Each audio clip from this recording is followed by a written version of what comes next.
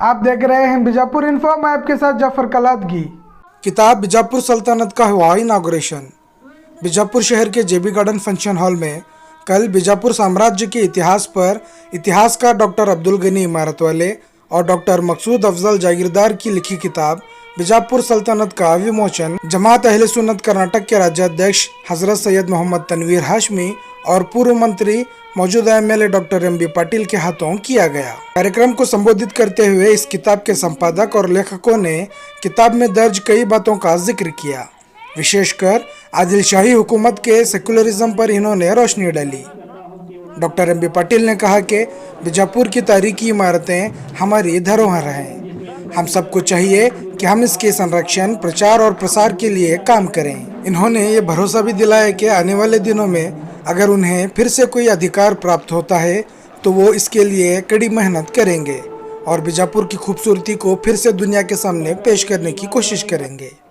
इन्होंने अपने water resources ministry के कार्यकाल के दौरान आदिल शाही वाटर सिस्टम और बावलियों की साफ सफाई पर बीजापुर में किए गए कामों का भी जिक्र किया। सैयद मोहम्मद तनवीर हाशमी ने कहा कि सेकुलरिज्म को देखना है तो आदिल शाही हुकूमत को देखें।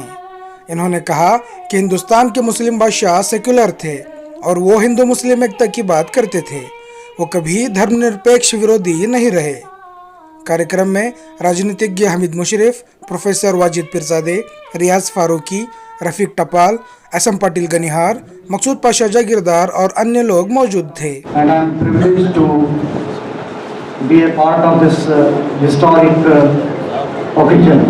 इस तारीखी प्रोग्राम में एम बी पाटिल साहब ने अभी कहा कि उर्दू में किताब हो। एम बी पाटिल साहब स्टेज पर तशरीफ़ फरमा है, साथ ही साथ तनवीर मिल्लत सैयद मोहम्मद तनवीर हाशमी साहब और दीगर जो डेलीगेट्स स्टेज पर तशरीफ़ फरमा है। इस किताब के ऑथर डॉक्टर अब्दुल गनी इमारत वाले साहब, डॉक्टर मकसूद अहमद जागीरदार साहब, ये दोनों यहाँ मौजूद हैं। मैं एम बी पाटिल साहब का, सैयद तनवीर हाशमी साहब का और हमारे दोनों ऑथर्स साथ में जनाब रफीक टपाल साहब, जनाब रियाज फारूकी साहब, हमारे हरदील अजीज़ लीडर जनाब अब्दुल हमीद मुशर्रफ साहब, मसूद पाशा जागीरदार साहब, कादरी वकील साहब जो पीछे बैठे हैं उनका मैं इस्तेक़बाल करता हूँ। एसएम पाटिल गनिहार साहब का भी मैं इस्तेक़बाल करता हूँ। मैनेजमेंट में एक बड़ा ऑथर गुजरा है, Abraham Maslow. Maslow's need hierarchy theory उसने दी है, यानी इंसान की जो ज़रूरियात रहती हैं उसने नीड्स, ज़रूरियात को क्लासीफाई किया है। पहले वो बोलता है कि फिजियोलॉजिकल नीड्स, बेसिक नीड्स पूरी होनी चाहिए। उसके बाद बोलता है कि सोशल नीड्स होनी चाहिए, लोग आपस में समाज में रहना चाहिए। और तीसरा बोलता है कि एक नीड ऊपर है, एस्टीम नीड्स, यानी आदमी को सेल्फ रिस्पेक्ट होना चाहिए, माशरे में उसको रिस्पेक्ट मिलना चाहिए। और लास्ट का जो एक नीड है वो बोलता है कि self actualisation. Self actualisation, M B Patil साहब is on the threshold of self actualisation. Self actualisation का माना ही है कि उसके बाद कोई हसरत बाकी नहीं रहती। तो मेरा सिक्स्थ सेंस और इंट्यूशन कहता है कि he is going to be, he is on the threshold of fulfilling self-actualization, and we all pray that he achieves that self-actualization in his career. Adil Shahi सल्तनत में दो जो बड़े सुल्तान गुजरे हैं, एक इब्राहिम आदिल शाह सानी सेकंड और मोहम्मद आदिल शाह। ये दोनों सुल्तानों पर हज़रत हाशिम पीर का बहुत बड़ा असर रहा है। तो सोशल एंड स्पिरिचुअल रोल पे मैं जो आर्टिकल हज़रत हाशिम पीर पर लिखा हूँ, उस तहकीक में कुछ बातें सामने आई और आज मैं समझता हूँ कि मौका है मुझे उसके बारे में बोलने। एक मशहूर किताब गुजरी है रिचर्ड ईटन की, सूफीज ऑफ बीजापुर। 1974 में ये किताब लिखी गई थी। तो इस किताब में हज़रत हाशिम पीर पर उन्होंने बहुत लिखा है, तारीफ भी बहुत की है। सफ़ा नंबर 181 पर रिचर्ड ईटन की किताब सूफीज ऑफ बीजापुर में वो कहते हैं कि मोहम्मद आदिल शाह बहुत बीमार हुआ 1646 में। 1646 में बहुत बीमार हुआ। 1646 ये डेट है जहाँ जो हज़रत हाशिम पीर का विसाल हुआ है। आप जानते हैं कि हज़रत हाशिम पीर की एक बहुत मशहूर उनके ताल्लुक़ से जो बात है कि उन्होंने अपने 10 साल की हयात मोहम्मद आदिल शाह को दी है। तो 10 साल की जो हयात है वो 1646 से लेकर 1656 तक होनी चाहिए। 1646 से 1656। मोहम्मद आदिल शाह 1656 में वफात है। Mohammad Adil Shah fell seriously ill, paralysed and never recovered till his death. यानी 1656 तक वो रिकवर नहीं हुए, सेहतयाब नहीं हुए। 1646 में बीमार हुए, पैरालाइज हुआ और उसके बाद रिकवर नहीं हुए। 1646 में बीमार हुए, ये बात सही है। इसीलिए तो हज़रत हाशिम पीर के दरबार में आकर इल्तिजा करते हैं कि मैं बहुत शदीद बीमार हूँ, मेरे लिए दुआ कीजिए। तो हज़रत हाशिम पीर देखते हैं कि इसकी हयात बहुत कम है और कहते हैं कि मेरी 10 साल की हयात है, तू तो तेरी हयात बहुत कम है, मैं 10 साल की अपनी हयात तुझे देता हूँ और 3-4 दिन की जो तेरी हयात है वो मैं ले लेता हूँ। दुआ करते हैं, दुआ कबूल होती है। तो 3 दिन में हज़रत हाशिम पीर का विसाल होता है। 10 साल तक मोहम्मद आदिल शाह रहता है और जो गोल गुम्बद जो अधूरा बना था गोल गुम्बद, वो गोल गुम्बद की तामीर होती है। उसके साथ साथ हज़रत हाशिम पीर का जो रोज़ा है वो भी मुकम्मल करता है। ये बात तारीखी किताबों में दर्ज है। रिचर्ड ईटन की इस क्लेम का कोई जवाब नहीं था, पर 2004 में डॉक्टर इमारत वाले ने उसका जवाब दिया। डॉक्टर इमारत वाले अपने थीसिस बीजापुर सूबा में मोहम्मद नामा को कोट करते हैं। Mohammad Nama is a chronicle of Mohammad Adil Shah, daily chronicle, यानी उसके रोज़मर्रा ज़िंदगी के जो हालात हैं वो दर्ज होते थे। मोहम्मद नामा के जो ऑथर हैं वो ज़ुहूर बिन ज़ुहूरी हैं। तो मोहम्मद नामा में वो कोट करते हैं कि आफ्टर पासिंग अवे ऑफ हज़रत हाशिम पीर इन द ईयर 1646, 1647 में वेल्लोर फतह हुआ, कर्नाटक रीजन में वेल्लोर फतह हुआ। और वेल्लोर किसने फतह किया? नवाब मुस्तफ़ा खान ने। और सुल्तान मोहम्मद आदिल शाह खुद कृष्णा की तरफ गया, रायचूर का जो रीजन है, कृष्णा की तरफ जाकर वहाँ उसने मुस्तफ़ा खान का इस्तेमाल किया 1647 में। और 1647 नवंबर में ख्वाजा बंदा नवाज रहमतुल्लाह अलैह के संदल में वो शरीक रहा 1647 में। आप देखिए इवेंट्स किस तरह से मैच कर रहे हैं। 1646 में ईटन कहता है कि पैरालाइज हुआ और कभी रिकवर नहीं हुए, मगर यहाँ सुल्तान is travelling to Vellore, he is welcoming the victorious commander Mustafa Khan. He is attending the Sandal ceremony of Khwaja Banda Nawaz at Gulbarga.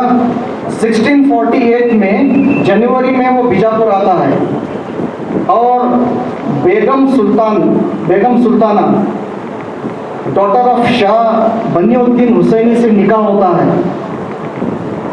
1648 में निकाह होता है, फिर शादी होती है 1648 में। 1649 6 में बेटा पैदा होता है उसे। 1649 में मोहम्मद आदिल शाह फिर बाप बनता है। तो इस इवेंट्स को मैच कीजिए ईटन के स्टेटमेंट से। इमारत वाले सर की ये 5वीं किताब है, जिनके तकरीबन 55 या 60 आर्टिकल्स ऐसे हैं जो नेशनल और इंटरनेशनल इसमें छप चुके हैं। ख़वातीन और हज़रात, मैं इस मुबारक घड़ी पर डॉक्टर अब्दुल गनी इमारत वाले साहब को मुबारकबाद पेश करता हूं और उनकी पूरी फैमिली को मुबारकबाद पेश करता हूं कि डॉक्टर अब्दुल गनी इमारत वाले साहब ने एक तारीखी काम अंजाम दिया है। दो हिस्सों में है। एक जो पहला हिस्सा है उसका मई का महीना था 1983 में एक नेशनल सेमिनार हुआ था बीजापुर में, जिसको ऑर्गेनाइज करने वाले डिस्ट्रिक्ट एडमिनिस्ट्रेशन उस ज़माने के वो एक बहुत नामवर डेप्यूटी कमिश्नर थे श्री संजय गुप्ता साहब। वो सैनिक स्कूल के प्रिंसिपल और दूसरे अथॉरिटीज़ और आर्कियोलॉजिकल सर्वे ऑफ इंडिया के ऑफिसर्स, टूरिज्म डिपार्टमेंट के ऑफिसर्स, ये सब मिलाकर एक नेशनल शानदार सेमिनार रहा, जिसमें 40 से ज़्यादा बीजापुर पे लिखने वाले हिस्टोरियंस और स्कॉलर्स मौजूद थे।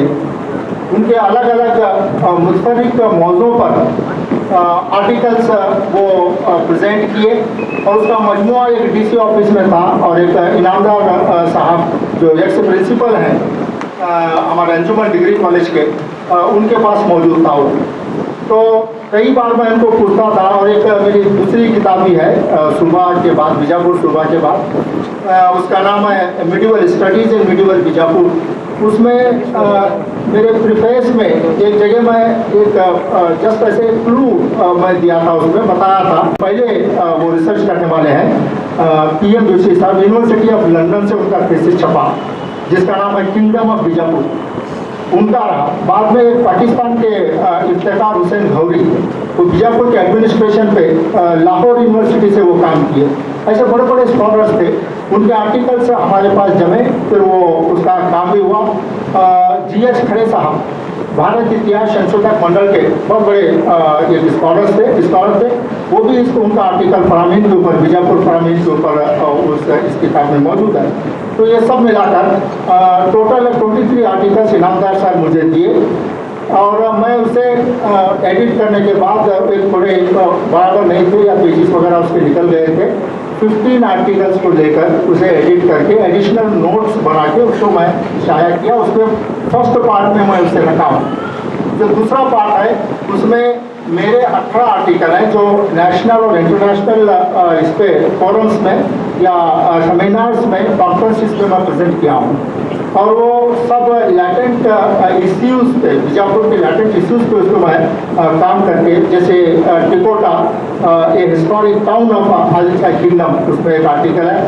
बारा कमान के ऊपर एक आर्टिकल है और जहाँ बेगम जो हमारे वजीर पिरा सर जो बताए, जो 1648 में मोहम्मद आदिल शाह के साथ उनकी जो उनका जो निकाह हुआ, बाद में जो बेटा हुआ, उनकी जो उनका जो मकबरा है वो नामुकम्मल है, उसके बारे में लिखा हो।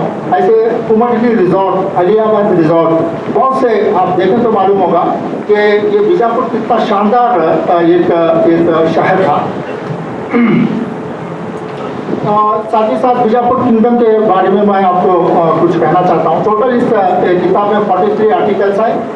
पुराने आर्टिकल्स 15, मेरे 18, मकसूद जागीरदार साहब के 5 और बीबी अस्मा इनामदार उनका 1, वाजिद पीरा सर का 1 और फरूकी सर का 1, टोटल मिलाकर 43 आर्टिकल्स हैं। पूरे लर्नेड आर्टिकल्स हैं, रिसर्च आर्टिकल्स हैं। आप अगर पढ़ेंगे तो एंजॉय करेंगे। बीजापुर कितना शानदार था इस किताब से आपको मालूम होगा।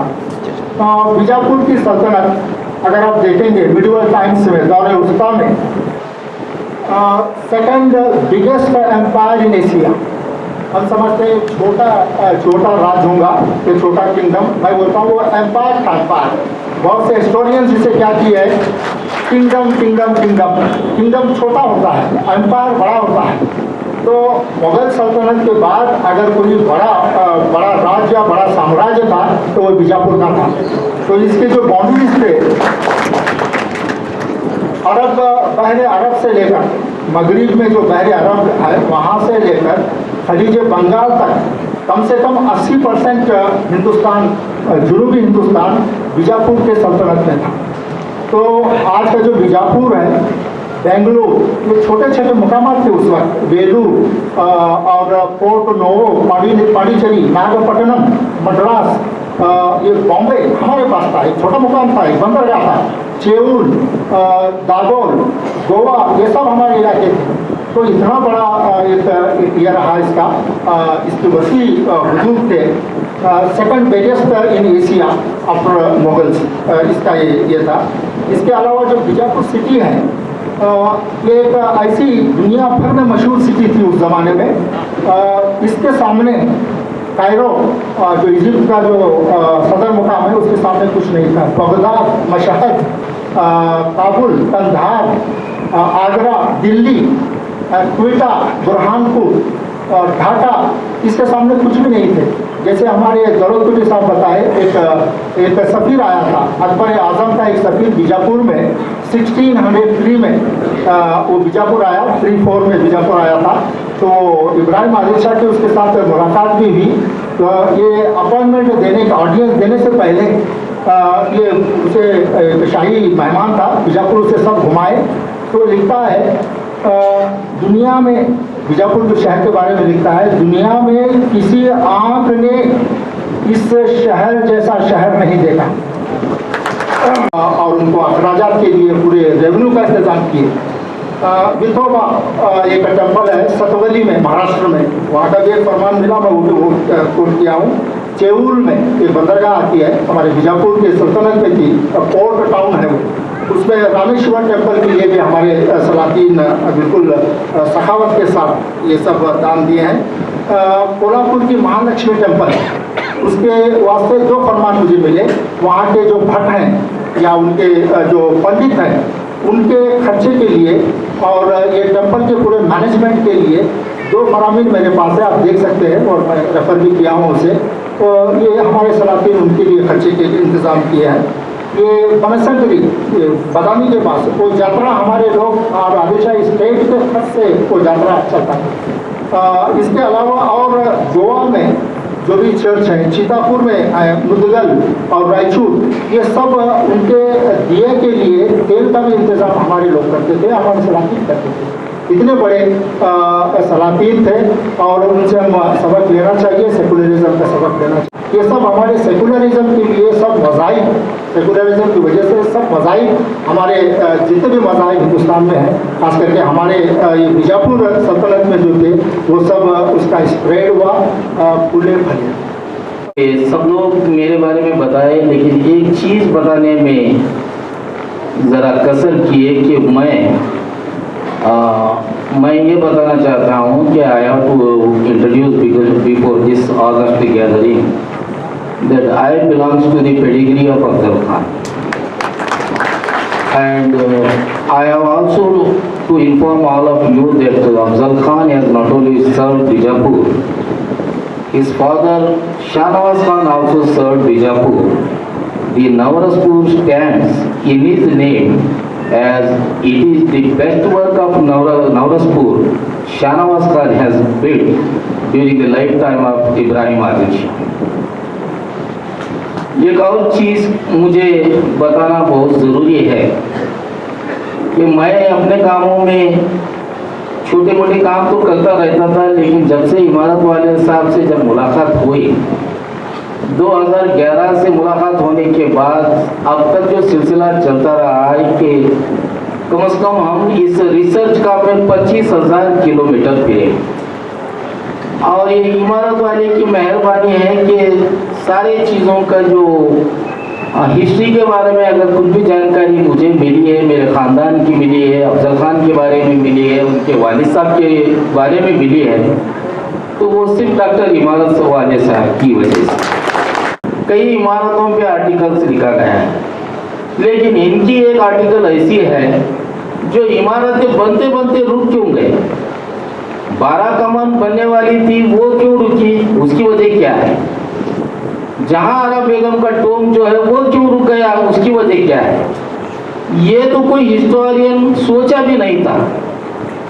मुझे ऐसा शक आता है कि ये इमारतों का जो अधूरा रहना, क्या इमारत वाले साहब को अली आदिल शाह दुआम या जहां आरा बेगम ख्वाब में आके बताए कि ये चीज़ें क्यों रुक गए। इनकी वजह क्या थी, ये चीज जो है बीजापुर वाला उनको बताओ। यहाँ तक आप लिखे हैं कि जहां आरा बेगम के लिए अगर मकबरा बना था तो वो क्यों जो है जहां आरा बेगम पहले क्यों मदफन नहीं हो गए, क्यों वो 5th नंबर पे आ गए जहां आरा बेगम। ये भी वजह बताए कि जो है उनके साथ उनके वालिद का, उनके दोनों भाइयों का इंतकाल हो गया और बादशाह का इंतकाल हो गया। उसके बाद में जो है जहां आरा बेगम 5th नंबर पे उस मकबरे में मदफन होना पड़ा। बाराकमान की भी हिस्ट्री आप अगर पढ़ेंगे उनके आर्टिकल में तो इतने खूबसूरत अंदाज से लिखा गया है कि बाराकमान अली आदिल शाह दुआम क्यों जो है कंप्लीट नहीं कर सके, उसकी वजह क्या है।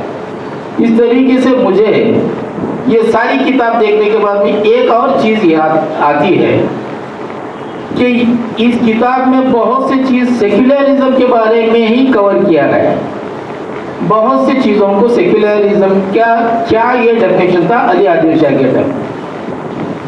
और मुझे खास करके एक और चीज़ का आपको बताना है कि उस वक्त के जो सूफीज थे, बीजापुर के सूफीज थे, जो दिल्ली के सूफीज थे, वो जो है हिंदू और मुस्लिम के बीच एक ब्रिज बनाया हुआ था। सूफियों का आज इतना बड़ा मुकाम इसलिए है कि हिंदू और मुस्लिम के बीच में एक ब्रिज बनाया हुआ। तो आज वही सिलसिला जो सूफियों का सिलसिला चलते आ रहा है, आज भी वही सिलसिला कंटिन्यू है। जो बादशाह सूफियों की जो ये कंटिन्यू कर लेते आ रहे थे, उसी का एक नतीजा है आज जो है पूरा सेक्युलरिज्म आज भी मुस्लिम कौम में ये कायम है। मुझे सबसे एक बड़ी बात मुझे इस चीज़ पे ऐलान करना है कि मुझे दयावान कहा गया, लेकिन मैं 10 साल तक मेरा काम ये रहा कि अफजल खान की जितने इमारतें हैं अफजलपुर में, उनको जो है रिनोवेट करना, उनको जो है कंजर्वेट करना। और एक ख़ास ईदगाह भी बनाया हूँ मैं, आप हाल में बनाया हूँ। वो ईदगाह इतना खूबसूरत है, ईदगाह अफजल खान बनाया हूँ, जो 12 लाख की जो रकम से बनाया हूँ, वो आज इंडिया का सबसे नंबर 1 ईदगाह रहा, नंबर 1 ईदगाह बनेगा। अगर कहीं कोई भी बताए कि नहीं भाई तुमसे ज़्यादा खूबसूरत अगर ईदगाह दूसरा भी है बोल के बताए, तो वो ईदगाह देखने के बाद फिर मेरे ईदगाह को जो है रिनोवेट करके उससे खूबसूरत बनाऊँ। यही मेरी खूबी है। मैं जानता हूँ एम.बी. पाटिल साहब का कारनामा जो कार्य सिस्टम को जो डेवलप करने की कोशिश करे, एम.बी. पाटिल साहब जो बौलियों को जो रेनोवेट करने की कोशिश करे, बौलियों में वापस पानी लाने की जो खूबसूरत जो बौलियों को बनाने की जो कोशिश करे। ये भी सुना कि मैं जब जरूरत पड़ी तो वो अपने हाथ से पैसे डाल के उन बौलियों की मरम्मत करे।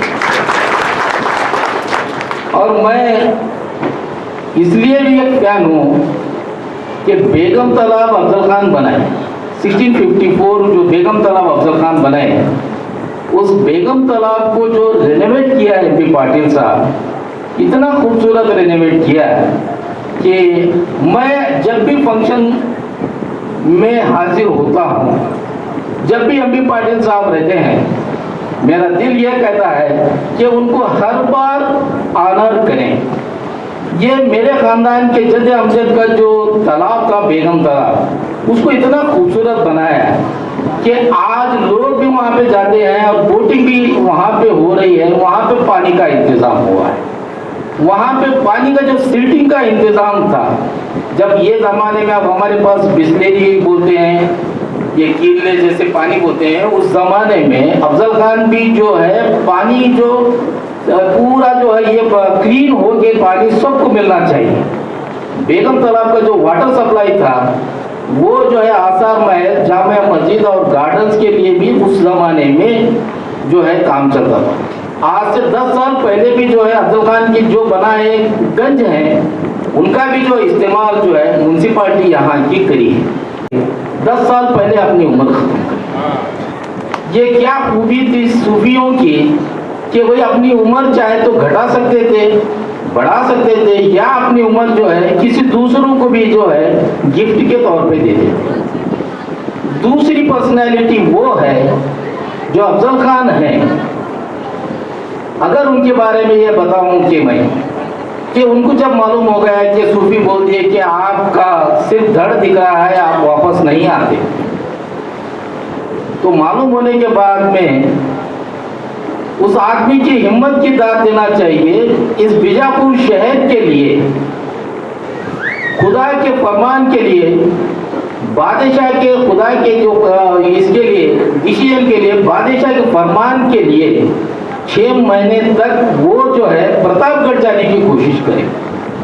वो कभी डरे नहीं कि भाई मैं जाके वापस आने वाला नहीं हूँ, कि भाई उनको क्या तकलीफ हो गई कि 6 महीने वो कैसा सब्र करके चले गए। अगर इसमें कोई बोले कि भाई तुम्हारा आज मर्डर होने वाला है तो मैं यहाँ से कब निकल जाता हूँ ये पता भी नहीं चलता। उस इंसान को जो इंसान की बहादुरी की तारीफ आज कहीं बीजापुर हिस्ट्री में हो रही नहीं और उसके बारे में कोई रिसर्च काम नहीं हो रहा, ये मुझे सबसे बड़ी तकलीफ की बात है। लेकिन मैं उनके खानदान के होने के नाते मैं इस काम को पूरा करूंगा और जो उनके जो बदनाम शख्सियत को जो ये किए हैं 1948 के बाद में, उसको जो है हम निकालेंगे। और अफजल खान एक सूफी किस्म के आदमी थे। आप पूछेंगे कि भाई सूफी कैसा बने कि इतने सारी चीजें करें, ठीक है। अफजल खान जो कितने इमारतें नहीं बनाए, कितने मस्जिदें नहीं बनाए, कितने ईदगाहें, कितने जो है दरगाहें बनाए, सारे चीज़ें बनाने के बाद में अगर उनको कोई जाके अगर दरूद शरीफ कोई भेजता है, कोई उनके लिए दरगाह भी बनाता है, तो क्या वो सूफी पर्सनैलिटी नहीं कहलाती? डॉक्टर अब्दुल गनी इमारत वाले सर।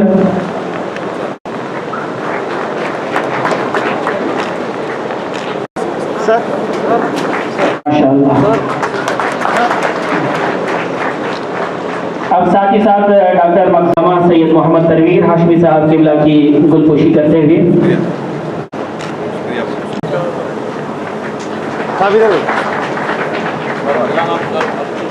रियाज फारूकी साहब की गुलपोशी होगी। प्रोफेसर मकसूद पाशा जागीरदार साहब, आली जनाब एस एम पाटिल गरिया, जनाब सैयद आसिफुल्लाह कादरी एडवोकेट साहब की भी गुलपोशी होगी। राजू भाई की गुजारिश करता हूँ कि गुलपोशी फरमाएं। वाजिद पीरजादा हाशमी साहब की गुलपोशी फरमाएंगे। नजीब ताजिम तक पे तोहफे के तौर पर पेश की जा रही है। मैं गुजारिश करता हूँ कि वो वाले सर की गुलपोशी फरमाएंगे।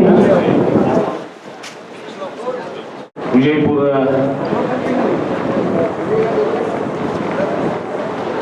ಒಂದು ಗತವೈಭವದ ಬಗ್ಗೆ, ಇತಿಹಾಸದ ಬಗ್ಗೆ, ಸ್ಟಡೀಸ್ ಇನ್ ಬಿಜಾಪುರ ಸುಲ್ತಾನೇಟ್ ಅನ್ನುವ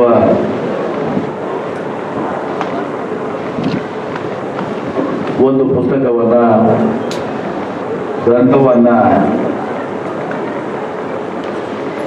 ಸನ್ಮಾನ್ಯ ಶ್ರೀ ಡಾಕ್ಟರ್ ಅಬ್ದುಲ್ ಗನಿ ಇಮಾರತ್ ವಾಲೆ ಮತ್ತು ಡಾಕ್ಟರ್ ಮಕ್ಸೂದ್ ಅಫ್ಜಲ್ ಜಾಗೀರ್ದಾರ್ ಅವರ ಕೃತಿ ಇದೆ. ಆ ಕೃತಿಯ ಬಿಡುಗಡೆ ಕಾರ್ಯಕ್ರಮದಲ್ಲಿ ವಿಜಯಪುರದ ಒಂದು ಗತವೈಭವ ಏನು, ಆದಿಲ್ ಶಾಹಿ ಅರಸರ ಕಾಲದಲ್ಲಿ ಒಂದು ದಿವಸ ಒಂದು ಸಾಮ್ರಾಜ್ಯ ನಮ್ಮ ಇಮಾರತ್ ವಾಲೆ ಅವರು ಹೇಳಿದರು, ನೀವು ಅದೊಂದು ಕಿಂಗ್ಡಮ್ ಅನ್ಬೇಡ್ರಿ, ಎಂಪೈರ್ ಅಂತ ಹೇಳ್ತಾರೆ, ಸಾಮ್ರಾಜ್ಯ ಅಂತ ಕನ್ನಡ. ಡಾಕ್ಟರ್ ಫಾರೂಕಿ ಅವರು ಬಿಟ್ಟಿದ್ರು ನಾನು, ಡಾಕ್ಟರ್ ಆತ್ಮೀಯ ಮಿತ್ರರು ಹಿರಿಯರಂತ ಡಾಕ್ಟರ್ ಫಾರೂಕಿ ಅವರೇ,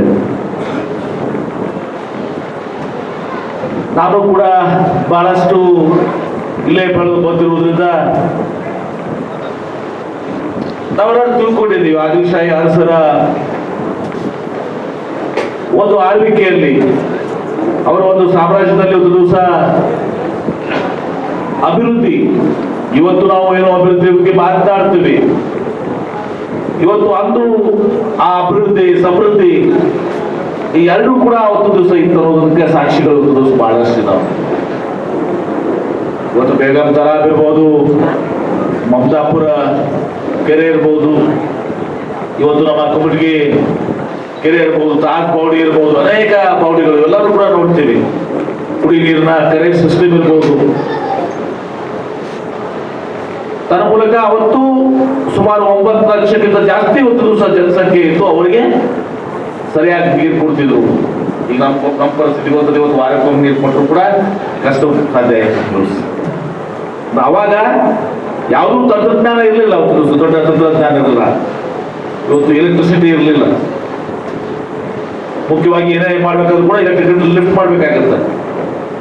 ಆ ಎಲೆಕ್ಟ್ರಿಸಿಟಿ, ಆ ಕರೆಂಟ್ ವ್ಯವಸ್ಥೆ ಇರಲಾರ್ದಾಗಿದ್ರು ಸಹ ವಾಟರ್ ಲೆವೆಲ್ ಸೇರಿರಲ್ಲ, ಅವನ್ನ ಮ್ಯಾಚ್ ಮಾಡ್ಕೊಂಡಿದ್ರು ಸಹ ಜನರಿಗೆ ನೀರು ಕೊಡುವಂಥದ್ದು ಗಂಜುಗಳ ಮುಖಾಂತರ, ಬೇಗಂತರ ಮೂಲಕ, ಎಲ್ಲ ಬಾವುಡಿಗಳ ಮೂಲಕ ಅದ್ರು ಸಹ 9 ಲಕ್ಷ ಜನಸಂಖ್ಯೆಗೆ ನೀರು ಕೊಡ್ತಿರುವಂಥದ್ದು. ಅದೇ ರೀತಿ ಆದಿಲ್ ಶಾಹಿ ಅರಸರು ಒಮ್ಮೆ ಕೊಂಕಣ್ಗೆ ಹೋದಾಗ ಅಲ್ಲಿ ಭತ್ತ ಬೆಳೆದು ನೋಡ್ತಾರೆ. ಆ ಭತ್ತ ಬೆಳೆದು ನೋಡಿ ನಮ್ಮನ್ನು ಬೆಳಿಬೇಕು ಅಂತ ತಿಳ್ಕೊಳ್ಳೋದು ಮಮತಾಪುರ ಕೇಳಿ ಸೃಷ್ಟಿಯಾಗಿರೋದು. ಮೊಹಮ್ಮದ್ಪುರ್ ಅಂತಿದ್ರು ಮಮತಾಪುರದ್ದು, ಅಲ್ಲೇ ಮೊಹಮ್ಮದ್ಪುರ್. ಇವತ್ತು ಅಲ್ಲಿ ಮಮತಾಪುರದಲ್ಲಿ ಕೂಡ ದಿವಸ ನಮ್ಮದೇ ಆದಂತ ಭತ್ತ ಬೆಳಿತಿದ್ರು. ಬಹಳ ಆ ರೈಸ್ ಬಿರಿಯಾನಿ ಭಾಳ ಚೆನ್ನಾಗಿರ್ತೈತೆ ಅಂತೆಲ್ಲ ಹೇಳ್ತಿದ್ರು. ನಮ್ಮ ವಾಸನೆ ಬರ್ತಿದ್ರು ಅಂತ ಹೇಳಿ ಆ ತಳಿ ಮತ್ತೆ ವಾಪಸ್ ಈಗ ಬೆಳೀತಾ ಇದ್ದಾರೆ. ಯಾಕಂದ್ರೆ ಅದನ್ನ ನೀರು ತುಂಬಿಸಿ ಹೂಳೆ ಹತ್ತಿ ನೀರು ತುಂಬಿಸಿ ಶುರು ಮಾಡಿದ್ವಿ. ಅಲ್ಲಿನೂ ಕೂಡ ಮತ್ತೆ ಆ ಆದಿಲ್ ಶಾಹಿ ಅರಸರ ಕಾಲದಲ್ಲಿ ಏನು ಆ ಭತ್ತ ಬೆಳೀತದೆ, ಅದು ಭತ್ತ ಮತ್ತೊಮ್ಮೆ ಇವತ್ತು ದಿವಸ ಅಲ್ಲಿ ಪುನರ್ಜೀವನ ಮಾಡುವಂಥ ಒಂದು ಸಣ್ಣ ಕೆಲಸವನ್ನು ನಾನು ಕೂಡ ಮಾಡಿದ್ದೀನಿ ಅಂತ ಬಹಳ ಸಂತೋಷದಿಂದ ನಿಮ್ಮಲ್ಲಿ ಸಂತೋಷ. ಅದೇ ರೀತಿ ಆದಿಲ್ ಶಾಹಿ ಅರಸರು, ಇವತ್ತು ನಾವು ಸೆಕ್ಯುಲರಿಸಂ ಬಗ್ಗೆ ಮಾತನಾಡ್ತೀವಿ ನಮ್ಮ ದೇಶದಾಗ. ಅಂದು ಆದಿಲ್ ಶಾಹಿ ಅರಸರು ದಿವಸ ನಮ್ಮ ಅರಸರು ಇವತ್ತೆಲ್ಲ ಸಾಮ್ರಾಜ್ಯಗಳ ಇದರಲ್ಲಿ ಕೂಡ ಬಹಳಷ್ಟು ಸೆಕ್ಯುಲರ್ ಆಗಿರ್ತಿದ್ರು. ಉದಾಹರಣೆಗೆ ಆದಿಲ್ ಶಾಹಿ ಅವರು ಏನೋ ಒಂದು ಕಾರ್ಯವನ್ನು ಮಾಡುವಾಗ ಯುದ್ಧ ಮಾಡ್ತಾರೆ, ನರಸಿಂಹದೇವರು ಪ್ರಾರ್ಥನೆ ಮಾಡ್ತಾ ಇದ್ರು ಅಂತ ಮಾತಿದ್ರು. ಅದಕ್ಕೆ ನೋಡ್ತೀವಲ್ಲ ಇಲ್ಲಿ ಈ ಡಿ ಸಿ ಆಫೀಸ್ ಪಕ್ಕ ಈಸ್ಟ್ ನರಸಿಂಹದೇವರು. ಮತ್ತು ಇದೆಲ್ಲದಕ್ಕಿಂತ ಹೆಚ್ಚಿಗೆ ಅವರು ಸಹ ಸರಸ್ವತಿ ಆರಾಧಕರಾಗಿದ್ದರು. ನಾವೊಂದು ಕಥೆ ಕೇಳ್ತೀವಿ ಅವ್ರ ಬಗ್ಗೆ. ಯಮರಾಜ್ ವಾಲಿಯವ್ರು ಹೇಳಬೇಕು, ಡಾಕ್ಟರ್ ಫಾರೂಕ್ ಇವ್ರು ಹೇಳಬೇಕು. ಒಂದು ಸಂದರ್ಭ ಅಂತೇಳಿ ಇದ್ರು ಸಹ ಎಲ್ಲರೂ ಏನು ನೀವು ಇಸ್ಲಾಂ ಧರ್ಮದವರಾಗಿ ನೀವು ಸರಸ್ವತಿ ಇದನ್ನ ಹೆಂಗ ಆರಾಧಕರಾಗಿ ಆಗ್ತೀರಿ ಅಂತೇಳಿ.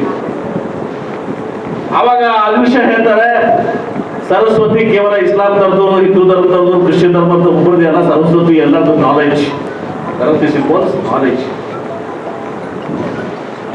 ಅದು ಯಾರದೇ ಒಂದು ಸ್ವಾರ್ಥ ಅಲ್ಲ, ಎಲ್ಲರೂ ಸ್ವಾರ್ಥ. ಹೀಗಾಗಿ ನಾನು ಸರಸ್ವತಿ ಆರಾಧಕನಾಗಿದ್ದೇನೆ ಅಂತ. Knowledge is not confined to any religion.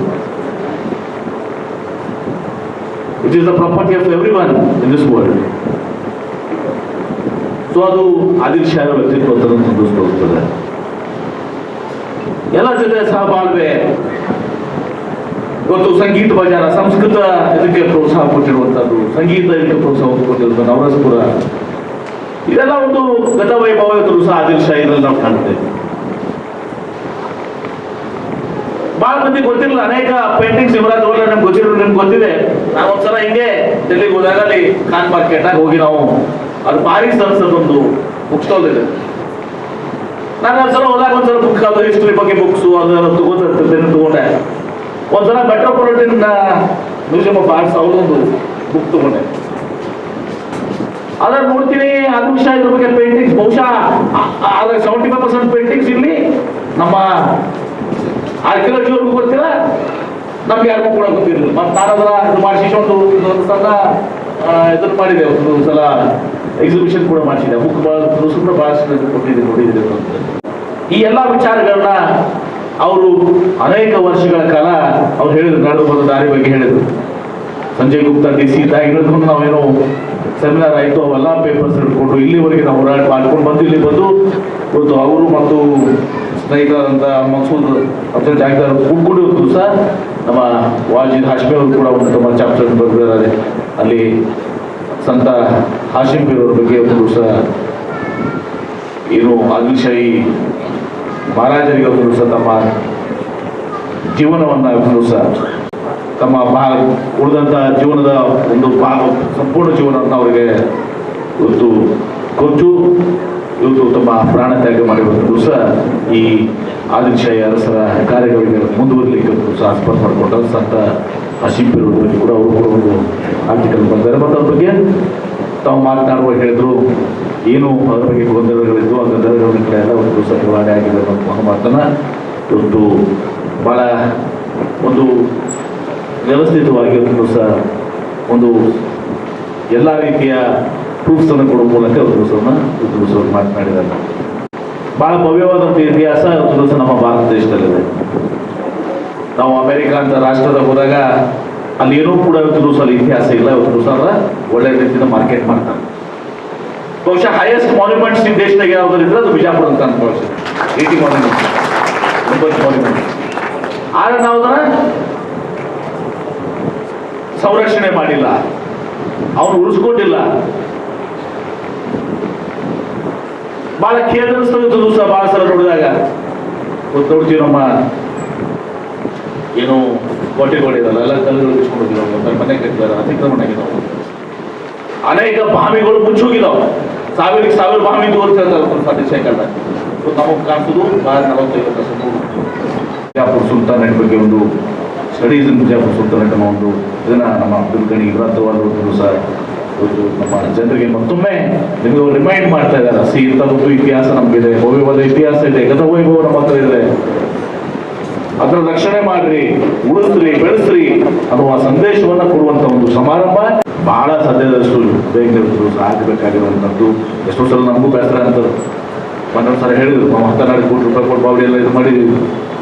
ಯಾರೋ ಹೇಳಿದ್ರು ನನಗೆ ನಮ್ಮಿದವರ ಸಾಹೇಬ್ರು ಮತ್ತೆ ಒಂದು 10% ಫಂಡ್ಸ್ ಹಾಕಿದ್ದಾರೆ ಅಂತ. ಒಂದೋ ಒಂದು ಕಾಲದಾಗ ತಾಟ್ ಬೋಡಿ ಕ್ಲೀನ್ ಮಾಡಕ್ಕೆ ಬರ್ತದಲ್ಲ ಅಂತ ನೋಡಿದ್ವಿ. ಆ ತಾಟ್ ಬೋಡಿ ಕ್ಲೀನ್ ಮಾಡಿದಾಗ ಆ ಬಹುಶಃ ತಪ್ಪಾಗ ಎಲ್ಲ ಇದ್ರು, ನೀವು ಎಲ್ಲ ಇದ್ರಿ, ಎಲ್ಲ ಇದ್ರು. ಹೋದಾಗ ಕೆಳಗೆ ಹೋದಾಗ ಲಾಸ್ಟ್ ಗಲ್ಲಿಗೆಯಲ್ಲಿ ಅವರು ಅದನ್ನ ನಿಮ್ಮ ಯಾರು ಸಂದಲ್ ಮಲಿಕ್ ಒಂದು ಕಡೆಗೆ ಲಾಸ್ಟ್ ಗಲ್ಲಿ ಹೋದ್ಮೇಲೆ ಕೆಳಗೆ ಸಂದಲ್ ಮಲಿಕ್ ನಾವು ಕೇಳ್ತೇವೆ. ನನ್ನ ಅದರಲ್ಲಿ ಕೆಳಗೆ ನೋಡಿ ಇತ್ತು ಲಾಸ್ಟಿಗೆ ಅದು ನನ್ನ ಸ್ವಂತ ಇದರಿಂದ ಇದರ ಸಮಾಜಕ್ಕೆ ಕೊಟ್ಟಿದ್ದೀನಿ ಅಂತ ಮಾತನಾಡ್ತೀನಿ. ಇಂಥ ಎಲ್ಲ ಇತಿಹಾಸಗಳು ತಿಳಿಸ್ತಾರೆ. ಅದರ ನನ್ನ ಕೈಲಾದಷ್ಟು ನಾನು ಮಾಡಿದ್ದೀನಿ. ಯಾಕೆ ನನಗೊಂದು ತೃಪ್ತಿ ಇದೆ. ನನ್ನ ಕೈಲಿ ಆದಷ್ಟು ನಾನು ಮಾಡಿದ್ದೀನಿ. ಎಲ್ಲವನ್ನೂ ಮಾಡೋಕ್ಕಾಗಿಲ್ಲ, ಭಾಳ ಮಾಡಬೇಕಾಗಿತ್ತು. ಅಂತ ಒಂದು ಶಕ್ತಿಯನ್ನು ಒಂದು ದಿವಸ ಆ ಶಿಲ್ಪಿ ನನ್ನ ಕೈ ಕೊಟ್ಟರೆ ಆ ದಿವಸ ಮುಂದಿನ ದಿವಸ ಮಾಡುವಂಥ ಕೆಲಸ ನಾನು ಮಾಡ್ತೀನಿ. ಯಾವುದು ಇಲ್ಲ ಒಂದು ದಿವಸ ನನ್ನ ಕೈಯಾಗಿ ಏನು ದಿವಸ ಅಧಿಕಾರ ಸಿಕ್ಕಿದ್ರೆ ಅದು ಅಧಿಕಾರ ಅವಧಿಯಲ್ಲಿ ಎಷ್ಟು ಸಾಧ್ಯ ಆಗ್ತದೆ ಅಷ್ಟು ಒಂದು ದಿವಸ ನಾನು ಮಾಡಿದ್ದೀನಿ. ಆ ಸಂತೃಪ್ತಿ ನನಗಿದೆ. ಅದೆಲ್ಲ ಒಂದು ಕಡೆ ಅಳಕೂ ಕೂಡ ಇದೆ, ಇನ್ನೂ ಬಹಳಷ್ಟು ಮಾಡಬೇಕಾಗಿದೆ. ಆ ಮಾಡುವುದು ಯಾವಾಗ ಅಂತಂದ್ರೆ ನಾವೆಲ್ಲರೂ ಕೂಡ, ನಾನು ಒಬ್ಬನೇ ಇಲ್ಲ, ನಾವೆಲ್ಲರೂ ಕೂಡಿ ಮಾಡಬೇಕಾಗಿರುವಂಥದ್ದು. ಇದನ್ನು ರಕ್ಷಣೆ ಮಾಡಬೇಕು, ಇದನ್ನು ಉಳಿಸ್ಕೋಬೇಕು, ಬೆಳೆಸಬೇಕು, ಮುಂದಿನ ಪೀಳಿಗೆಗೆ ಇದನ್ನು ಇರುವಂಥದ್ದು ಕೆಲಸ ಮಾಡಬೇಕು. ಅದರಲ್ಲಿ ಎಲ್ಲರೂ ಸಂಘ ಸಂಸ್ಥೆಗಳು, ನಾವು ಸರ್ಕಾರ ಎಲ್ಲ ಕೂಡ ಕೆಲಸ ಮಾಡಬೇಕಾಗಿದೆ. ನಾನು ಅಬ್ದುಲ್ ಗನಿ ಅವ್ರನ್ನ ಮತ್ತು ಡಾಕ್ಟರ್ ಮಕ್ಸೂದ್ ಅಫ್ಜಲ್ ಜಾಕಿದಾರ್ ಅವರಿಗೆ ನಾನು ಅಭಿನಂದನೆ ಸಲ್ಲಿಸ್ತೀನಿ. ತಾವು ಇಂಥ ಒಂದು ಪ್ರಯತ್ನ ಮಾಡಿದ್ರಿ. ಪ್ರಯತ್ನಕ್ಕೆ ನಿಮಗೆ ಒಳ್ಳೆಯದಾಗಲಿ. ಎಲ್ಲರ ಕಡೆ ಒಂದು ದಿವಸ ಜಾಗತಿಕ ತಲುಪಿ ಇವತ್ತೊಂದು ಇತಿಹಾಸ ಇದನ್ನ ಇಟ್ಕೊಂಡು ಇವತ್ತು ದಿವಸ ನಮ್ಮ ವಿಜಯಪುರದ ಗತವೈಭವವನ್ನು ಮತ್ತೊಮ್ಮೆ ಜನರಿಗೆ ತಿಳಿಸುವಂಥ ಕೆಲಸ ಆಗಲಿ, ಅದನ್ನು ಸಂರಕ್ಷಣೆ ಮಾಡ್ಕೊಂತ ಇನ್ನೂ ವರ್ಲ್ಡ್ ಹೆರಿಟೇಜ್ ಮಾನ್ಯುಮೆಂಟ್ಸ್ ಆಗಬೇಕು. ಇನ್ನು ನಮ್ಮ ಯುನೆಸ್ಕೋದ ಇದು ಸಿಕ್ಕಿಲ್ಲ, ಟ್ಯಾಕ್ಸ್ ಸಿಕ್ಕಿಲ್ಲ, ಇನ್ನು ಅದು ಆಗಬೇಕು. ಇವೆಲ್ಲವೂ ಕೂಡ ಆಗಲಿಕ್ಕೆ ಒಂದು ದಿವಸ. ಯಾಕೆ ನಮ್ಮ ಪುಣ್ಯಕ್ಕೆ ಒಂದು ದಿವಸ ನಮ್ಮವರು ಪ್ರೊಫೆಸರ್ ವಿಶಾಲ್ ದಾಸ್ ಅಂತೇಳಿ ಈಸ್ ನಾವು UNESCO dean of life sciences ನಮ್ಮವರೇ ನಮ್ಮಲ್ಲಿ ಏನ್ರಿ ನಿಮ್ಮಲ್ಲ ನಮಗಿದ್ರು ವಿಶಾಲ್ ದಾಸ್ ಸಾಹೇಬ್ ಕೂಡ ಎಲ್ಲರೂ ಕೂಡ ಮಾತಾಡ್ತಿರ್ತೀವಿ ಸ್ಟೇಜ್ ಮೇಲೆ. ಅದೇ ಇಲ್ಲೊಂದು ಮಂದಿಗೆ ಭಾಷಣ ಮಾಡೋ ಟೈಮ್ ಸ್ವಲ್ಪ ಅಂಜಿಕೆ ಬರ್ತದೆ. ಯಾಕಂದ್ರೆ ಸ್ವಲ್ಪ ತಪ್ಪುತ್ತದೆ ಇಲ್ಲ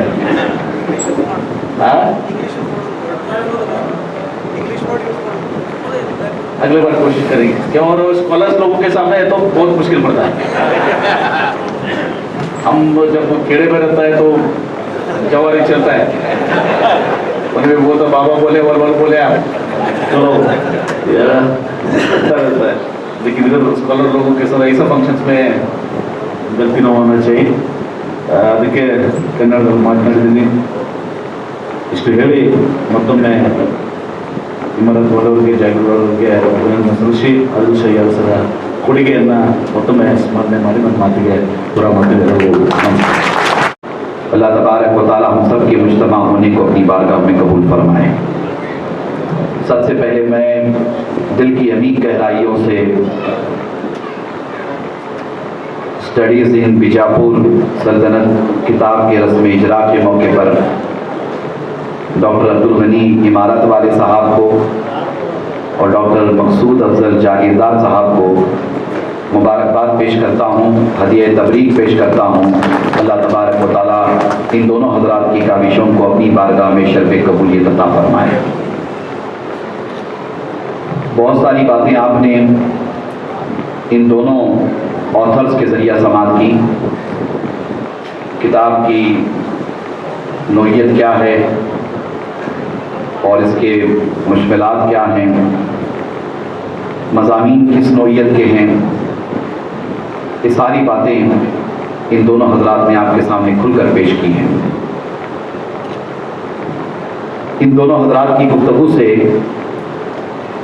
इस किताब के हुस्न और जमाल से मुतल्लिक एक हद तक इदराक होता है। और जाहिर सी बात है कि प्रोफेसर इमारत वाले साहब एक मुहक्किक आदमी हैं, रिसर्च स्कॉलर हैं, तारीख पर आपने बड़ी तहकीक की है। और हम बीजापुर वालों के लिए डॉक्टर साहब यानी डॉक्टर इमारत वाले साहब फख्र का बाइस हैं, इसलिए कि अमेरिका और यूरोप में रहने वाले आपकी किताबों का रेफरेंस और हवाला पेश करते हैं। ये हमारे लिए बड़े फख्र की बात है। डॉक्टर साहब को अल्लाह तबारक व तआला जज़ाए खैर अता फरमाए। चूँकि इनके नाम के आगे इमारत वाले हैं और इमारत वाले नाम पर बहुत कम लोगों ने अब तक गुफ्तगू नहीं की है, मैं समझता हूँ कि इस पर तवज्जो भी नहीं की है। ये इमारत वाले लफ्ज़ हम सब से तवज्जो चाहता है। मैं बैठे बैठे सोच रहा था कि ये लफ्ज़ इमारत वाला और फिर उसके बाद डॉक्टर साहब की तारीख़ पर, हिस्ट्री पर रिसर्च, आदिल शाहों की इमारतों पर रिसर्च, इनका कहीं ना कहीं से ताल्लुक़ आदिल शाही दौर से या इनके आबा व अजदाद का ताल्लुक़ आदिल शाही दौर से रहा होगा, तभी चल कर के ये अब्दुल गनी इमारत वाले कहलाते हैं। तो इनकी अपनी ये कोशिशें, काविशें ज़ाहिर सी बात है कि सताइश के काबिल हैं और इनकी अपनी तारीखी काम यकीनन हम सब के लिए बड़ी अहमियत के हामिल व मालिक हैं। उम्मीद है कि इस किताब की पज़ीराई बैनुल अक़वामी सतह पर होगी इंशाअल्लाह ताला। इस किताब के इजरा के बाद मैं डॉक्टर साहब से ख्वाहिशमंद हूँ, जागीरदार साहब से भी ख्वाहिशमंद हूँ कि इस किताब का उर्दू में और हिंदी में और कन्नड़ा में ट्रांसलेशन होना चाहिए। अगर इस किताब का उर्दू, कन्नड़ा और हिंदी में ट्रांसलेशन हो जाता है तो इस किताब में जो ख़ास मौजू है सेकुलरिज्म का, जिस पर बहुत ज़्यादा जोर देकर आप गुफ्तगू फरमा रहे थे, सेकुलरिज्म जिसकी ज़रूरत सबसे ज़्यादा आज हमारे सेकुलर देश को है, सेकुलरिज्म की ज़रूरत सबसे ज़्यादा हमारे अपने सेकुलर देश को है। नाम निहाद सेकुलरिज्म की बातें करने वालों के लिए ये ज़रूरी होगा कि प्रोफेसर इमारत वाले साहब की किताब को पढ़ें, इसका मुताला करें, अंग्रेज़ी के साथ साथ कन्नड़ा में भी, अंग्रेज़ी के साथ साथ हिंदी में भी इसका मुताला करें तो इन्हें पता चलेगा, यानी देश में रहने बसने वालों को जो सेकुलरिज्म के नाम पर एक बदनुमा दाग है, उन्हें कम से कम इस बात का इल्म होगा कि इस देश में कमोबेश कई सौ सालों तक हुकूमत करने वाले मुस्लिम हुक्मरान ये फ़िरका परस्त नहीं थे, बल्कि ये सेकुलर थे। ये कदामत पसंद नहीं थे, बल्कि ये सेकुलर थे। ये सिर्फ इस्लाम और मुसलमानों की बात नहीं करते थे, बल्कि ये हिंदू मुस्लिम इत्तेहाद की बात करते थे। एक अजीम पैगाम अगर हिंदुस्तान में किसी किताब के जरिए जा सकता है तो मुझे उम्मीद है कि वो प्रोफेसर इमारत वाले साहब की किताब से ये पैगाम जा सकता है। इसके लिए हम सबको मिलकर के बड़े पैमाने पे कोशिश करनी पड़ेगी और इसके लिए हमारे दरमियान डॉक्टर एम.बी. पाटिल साहब बैठे हुए हैं। उनके लिए बहुत सारी बातें कही गई और ज़्यादा उनके लिए कुछ कहना भी ज़रूरी नहीं है, इसलिए कि वो और उनके कारनामे अज़हर मिन अश-शम्स हैं। सब कोई जानते हैं उनके अपने कारनामे क्या हैं, उनकी अपनी खिदमत क्या हैं। पीछे से हमारे कादरी एडवोकेट कह रहे थे कि बीजापुर की तारीख लिखी जाती है तो आदिल शाही 1, आदिल शाह 2 कहते हैं ना कि आदिल शाह 1 है, ये आदिल शाह 2 है। Doctor MB. पाटिल साहब की खिदमत इस हवाले से ऐसी है कि इन्हें आदिल शाही 3rd कहा जाए तो बेहतर होगा। या आदिल शाही 3 कहा जाए तो बेहतर होगा। इनकी अपनी खिदमत है, इसमें दो राय नहीं है। मुझे पता है कि ये अपने ज़ाती खर्च पर बहुत बड़े पैमाने पर BLD एसोसिएशन की जानिब से कई किताबों को आपने पर्शियन किताबों से आपने कन्नड़ा में और उसके बाद इंग्लिश में भी ट्रांसलेट करवाया है। बड़ी किताबों पर इनका अपना वर्क हुआ है और शायद ही कि उसका अभी इनॉग्रल हुआ नहीं है। आने वाले दिनों में ये कोविड-19 वगैरह की वजह से ये सब हो नहीं पाया है। आने वाले दिनों में इंशाअल्लाह इस सिलसिले में वो तवज्जो करेंगे। MP पाटिल साहब के हवाले से बड़ी खिदमात हैं, तो उनकी खिदमात में जैसा कि उन्होंने बताया कि आदिल शाही दौर की बहुत सारी इमारतों को महफूज करने के लिए और उनकी तजदीद के लिए, उनकी हिफाजत के लिए आपने बड़े इक़दाम किए हैं। ज़ाहिर सी बात है कि ये उनका अपना कंट्रीब्यूशन है। हमारी अपनी भी जिम्मेदारी है कि हम भी उनका साथ दें, उनका ताउन करें। इस सिलसिले में आने वाले दिनों में अगर डॉक्टर इमारत वाले साहब की ये किताब कन्नड़ा में ट्रांसलेट होती है तो मैं डॉक्टर MP पाटिल साहब से कहना चाहूँगा कि आप इस पर खुसूसी तवज्जो करें और इंशाअल्लाह ताला ये किताब अगर उर्दू में तर्जमा होने के बाद शाया होती है तो इंशाअल्लाह बिइज़्निल्लाह हम लोग अल हाशमी ट्रस्ट की जानिब से उसकी तबाअत की मुकम्मल जिम्मेदारी लेंगे और बहुत ही खूबसूरत तरीके से उसको छापेंगे इंशाअल्लाह। और डॉक्टर साहब से आप रब्ता करेंगे तो ये किताब आप जरूर खरीदेगा। मैं किताब खरीदने के हवाले से इसलिए कह रहा हूँ कि हमारे अपने पास मिजाज है सोना खरीदने का मिजाज, चांदी खरीदने का मिजाज, हीरे जवाहरात खरीदने का मिजाज है, मगर सोना, चांदी, हीरे जवाहरात अगर आप किसी एक किताब में देखना चाहते हैं तो बगैर किसी मुबालगे के मैं कह रहा हूँ कि वो प्रोफेसर इमारत वाले साहब की किताब है। इस किताब को आप जरूर खरीदेगा इंशाअल्लाह ताला। इससे बहुत कुछ आप हासिल करेंगे, बहुत कुछ पाएंगे इंशाअल्लाह ताला। मैं फिर एक मरतबा मुबारकबाद पेश करके अपनी गुफ्तगू तमाम करता हूँ।